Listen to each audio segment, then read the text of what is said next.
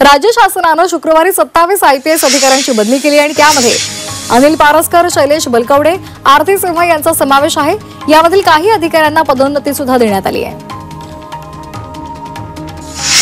यंदा नेहमीच्या सरासरी पावसाच्या 105% पाऊस पडण्याची शक्यता आहे आणि या काळात काही भागात ढगफुटी सदृश पाऊस होण्याचा अंदाज आहे। त्यामुळे पुणे विभागातील आपत्ती व्यवस्थापन तयारीला लागले। सोलापुरात 2 दिवस पडलेल्या मुसळधार पावसामुळे शेतकऱ्यांना फटका बसलाय। पावसामुळे आंबा, केळी, डाळिंब आणि अनेक शेती पिकांचं मोठ्या प्रमाणात नुकसान झालंय। आतापर्यंत 14 गावातील 474 हेक्टर क्षेत्रातील पिकांचं मोठ्या प्रमाणात नुकसान झाल्याची माहिती समोर आली आहे। गोंदिया जिल्ह्याच्या सडक अर्जुनी तहसील कार्यालयामध्ये खासदार प्रशांत पडोळे यांनी नागरिकांच्या समस्या जाणून घेण्यासाठी आढावा बैठक घेतली। या बैठकीमध्ये घरकुल प्रश्न, रस्त्यांच्या समस्या तसंच पिण्यासाठी पाणी उपलब्ध करून देण्याच्या सूचना अधिकाऱ्यांना देण्यात आल्या आहेत। पुण्याच्या शिरूरमधील जांबूतमध्ये एका झाडावर वीज कोसळली। यामुळे झाडाला आग लागल्यामुळे संपूर्ण झाड जळून गेलेलं आहे। हे दृश्य सध्या कॅमेऱ्यात चित्रित झाले।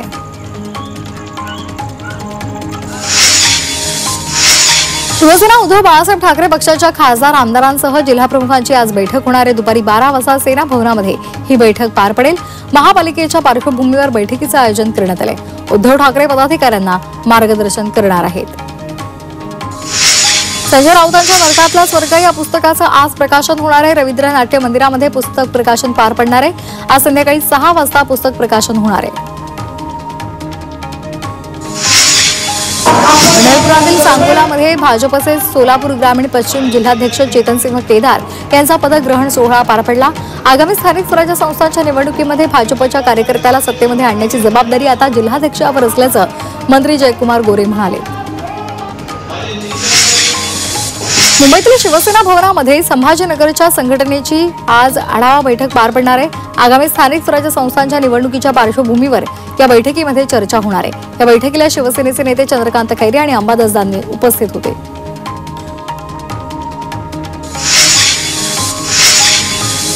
मराठा आरक्षणासंदर्भातल्या याचिकांवर नव्यानं सुनावणी होणार आहे। यासाठी मुंबई हायकोर्टाकडून विशेष खंडपीठ स्थापन करण्यात आले।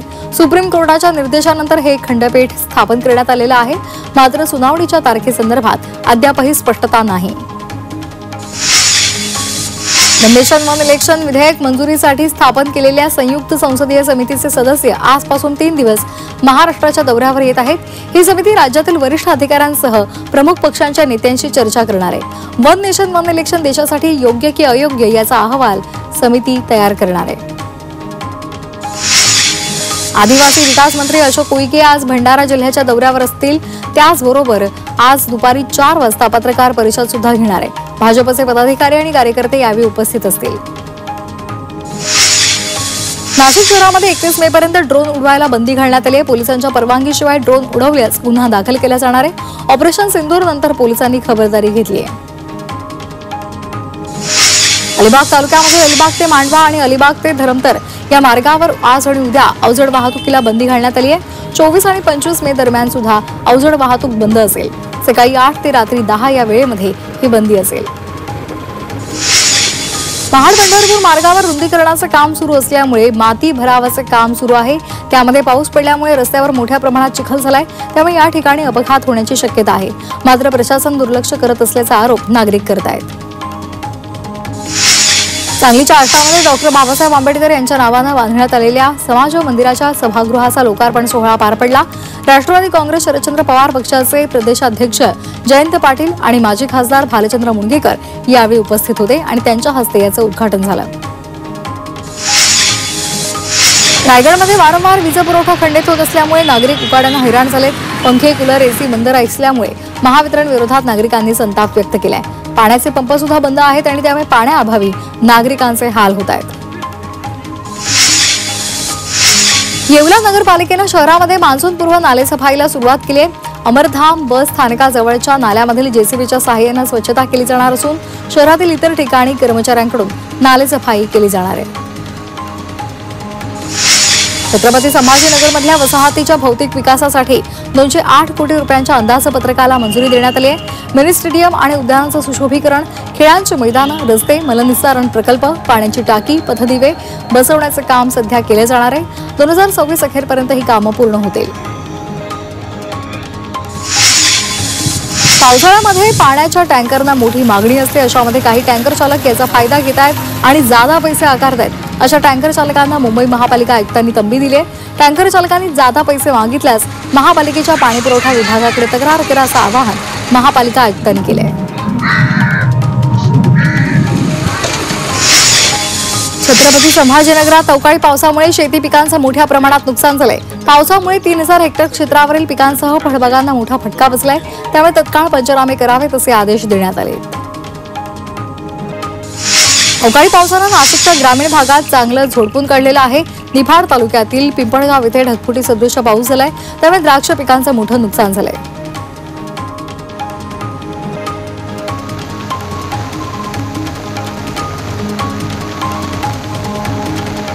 नाशिकच्या निफाड कृषी सहाय्यक संघटनेनं विविध मागण्यांसाठी काम बंद आंदोलन केले। याचा परिणाम खरीप हंगामामधील शासकीय कामांवर झालाय, त्यामुळे शेतकऱ्यांपर्यंत विविध योजना पोहोचवण्यात अडथळा येत आहेत। तसंच या आंदोलनामध्ये हजारांच्या संख्येनं कृषी सहाय्यक उपस्थित होते।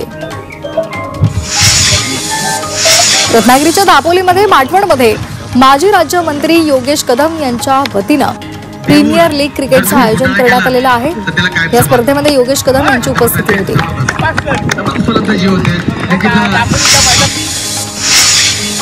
100 दिवसांच्या कार्यालयीन सुधारणा कार्यक्रमामध्ये कोकण विभागातून कुळगाव बदलापूर नगरपालिकेनं प्रथम क्रमांक पटकावलेला आहे। सर्व सोयी सुविधा नागरिकांपर्यंत योग्य रीतीने पोहोचवत असल्यानं हे यश मिळाल्याची भावना मुख्याधिकाऱ्यांनी व्यक्त केली आहे।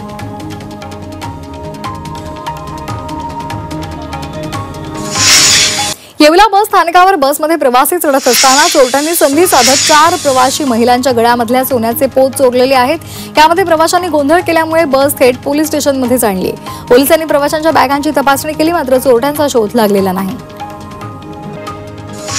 छत्रपती संभाजीनगरच्या वाळूस परिसरातील घरफोडीतून 6 कोटींचा ऐवज लंपास करणाऱ्या दरोडेखोरांचा शोध घेण्यासाठी 50 पोलिसांची पथकं काम करत आहेत।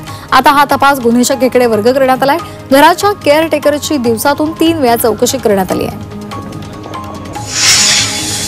येवला तालुक्यातील धुळगाव इथे एका पोल्ट्री फार्ममध्ये विषारी इंडियन कोब्रा आढळून आलाय। या कोब्रानं पोल्ट्रीमधील कोंबड्यांची 4 ते 5 अंडी गिळंकृत केलेली आहे आणि त्यामुळे तो अस्वस्थ झाला। दरम्यान सर्पमित्र दीपक सोनवणे यांनी त्याला जीवदान दिले। वाशिमच्या शिरपूरमधील एका जुन्या इमारतीला भीषण आग लागली। या आगीमुळे इमारतीजवळच्या हॉटेल, फोटो स्टुडिओ आणि टायपिंग ऑफिसमध्ये सुद्धा आणि त्याचबरोबर साठवून ठेवलेला शेतमाल सुद्धा यामध्ये जळून गेला।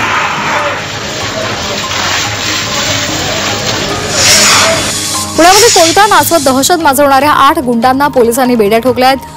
अप्पर इंदिरानगर भागामध्ये कोयता गँगनं 25 ते 30 वाहनांची तोडफोड केली। कोयता नाचवत या गुंडांनी नागरिकांमध्ये दहशत पसरवण्याचा प्रयत्न केला। दरम्यान पोलिसांनी अवघ्या 2 तासांमध्येच या सर्व गुंडांना बेड्या ठोकल्या। एखाद गुंड गजा मारण्यासह त्याच्या टोळीमधील इतर सदस्यांच्या गाड्या जप्त करण्यात आल्या।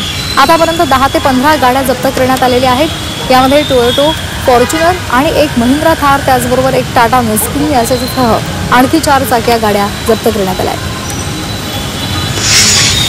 नाशिकच्या चांदवड इथल्या कार्तिकेश्वर कॉलनीमध्ये अज्ञातांनी पार्किंगमध्ये पार्क केलेल्या कारच्या काचा फोडल्या। यामध्ये कारचं मोठ्या प्रमाणात नुकसान झालं असून या प्रकरणामध्ये गुन्हा दाखल करण्यात आलाय। परभणी शहरातील डेंटल कॉलेज समोर कॅफेच्या नावाखाली हुक्का पार्लर चालवत असल्याचं सध्या समोर आलंय। पोलिसांनी छापा टाकत 21 जणांना ताब्यात घेतलंय। 1,23,940 रुपयांचा मुद्देमाल जप्त केलाय। सांगलीच्या मिरजमध्ये गांजा विक्रीसाठी आलेल्या दोघांना अटक झाली आहे। त्यांच्याकडून 1,30,000 रुपयांचा गांजा जप्त करण्यात आलाय। मिरज कोल्हापूर मार्गावर आरोपी गांजा विक्रीसाठी येणार असल्याची माहिती पोलिसांना मिळताच त्यांनी ही कारवाई केली आहे। मावळच्या देऊगाव मधल्या इंद्रायणी नदीमध्ये बुडून 13 वर्षीय मुलाचा मृत्यू झालाय। कुटुंबासोबत नदीमध्ये पोहण्यासाठी गेलेला असताना पाण्याचा अंदाज न आल्यामुळे हा मुलगा नदीमध्ये बुडाला। या घटनेनंतर पोलिसांनी शोध मोहीम राबवत मुलाचा मृतदेह बाहेर काढला। 9 जून रोजी रायगडावर शिवराज्याभिषेक सोहळा पार पडणार आहे। या सोहळ्याच्या तयारीसाठी मंत्री भरत गोगावले यांनी आढावा बैठक घेतली। गडावर येणाऱ्या शिवभक्तांची गैरसोय होणार नाही या संदर्भातल्या सूचना भरत गोगावले यांनी अधिकाऱ्यांना दिल्या आहेत। धाराशिवमधल्या तुळजाभवानी देवीच्या चरणी 5.5 तोळ सोनं अर्पण करण्यात आलंय। सोलापुरातील रामकृष्ण शिवयोगी या भाविकानं देवीच्या चरणी हे सोनं अर्पण केलंय। तुळजाभवानी मंदिर संस्थानच्या वतीनं रामकृष्ण शिवयोगी यांचा सन्मान करण्यात आला। लोणावळ्यामधील समता नगरमध्ये बुद्ध विहार लोकार्पण सोहळा पार पडला। डॉक्टर बाबासाहेब आंबेडकर यांच्या 134व्या जयंतीच्या पार्श्वभूमीवर केंद्रीय सामाजिक न्याय राज्यमंत्री रामदास आठवले यांच्या हस्ते लोकार्पण सोहळा पार पडला।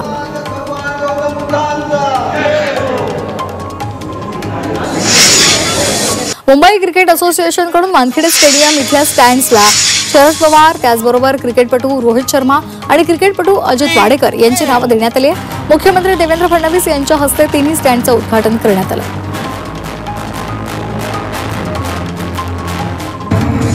बिहारच्या पाटणामध्ये पार पडलेल्या खेलो इंडिया राष्ट्रीय क्रीडा स्पर्धेमध्ये वाशिम जिल्ह्यातील आयुष्का गादेकर हिनं कुस्तीच्या रिंगणामध्ये सुवर्ण कामगिरी केली आहे। आयुष्कानं 57 किलो वजनी गटामधील फ्रीस्टाईल कुस्तीमध्ये हरियाणाच्या प्रतिस्पर्ध्याला चितपट करत सुवर्ण पदक पटकावले। ऑलिम्पिक पदक विजेता नीरज चोप्रासाठी 90 मीटर अंतरावरचा थ्रो पार करणं अडथळा ठरत होता। शुक्रवारी दोहामध्ये झालेल्या स्पर्धेमध्ये नीरजनं दिमाखामध्ये 90 पार थ्रो करत कारकिर्दीमधला मानाचा तुरा रोवलेला आहे। त्यामध्ये त्यानं दोहा डायमंड लीगमध्ये ऐतिहासिक कामगिरी केलेली आहे। ऑपरेशन सिंदूर नंतर बिहार नेपाळ सीमेवर हाय अलर्ट घोषित करण्यात आलाय। अनेक दहशतवादी घुसखोरीच्या तयारीमध्ये असल्याची माहिती समोर आली आहे, तर सीमा रेषेजवळ अनेक संशयित दिसल्याची माहिती सुद्धा आहे। पाक बांगलादेशी दहशतवादी घुसखोरीच्या तयारीत असल्याची माहिती सूत्रांनी दिली आहे।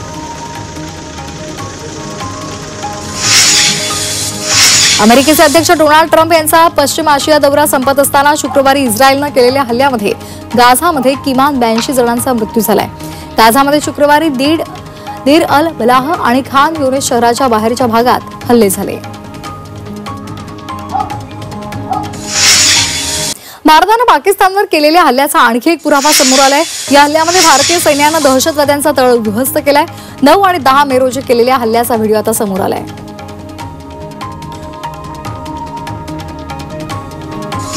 पाकिस्तानला मदत म्हणजे दहशतवादाला मदत आहे आणि त्यामुळे IMFनं पाकिस्तानला केलेल्या मदतीचा विचार करावा, राजनाथ सिंह यांनी ठणकावून हे सांगितलेलं आहे।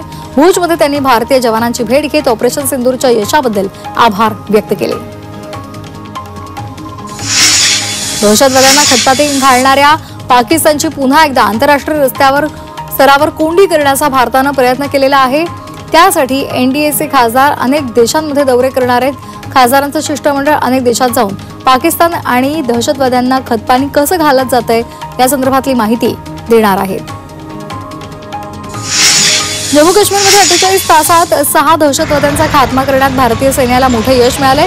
शोपियानमध्ये, केल्लर आणि पुलवामामध्ये त्राल परिसरामध्ये मोहीम राबवण्यात आली। पाकिस्तानी परराष्ट्र मंत्र्यांची पोलखोल करण्यात आली आहे। फेक न्यूजच्या आधारे पाकिस्तानी सैन्याची प्रशंसा करणारे लेख व्हायरल केले जात होते, तर पाकिस्तानी सैन्याची निर्माण केलेली प्रतिमा AI निर्मित आहे असा कुठलाही लेख लिहिला नसल्याचं द टेलिग्राफनं स्पष्ट केलं। टेलीग्राफ क्या लिखता है? Pakistan air force is undisputed king of the skies.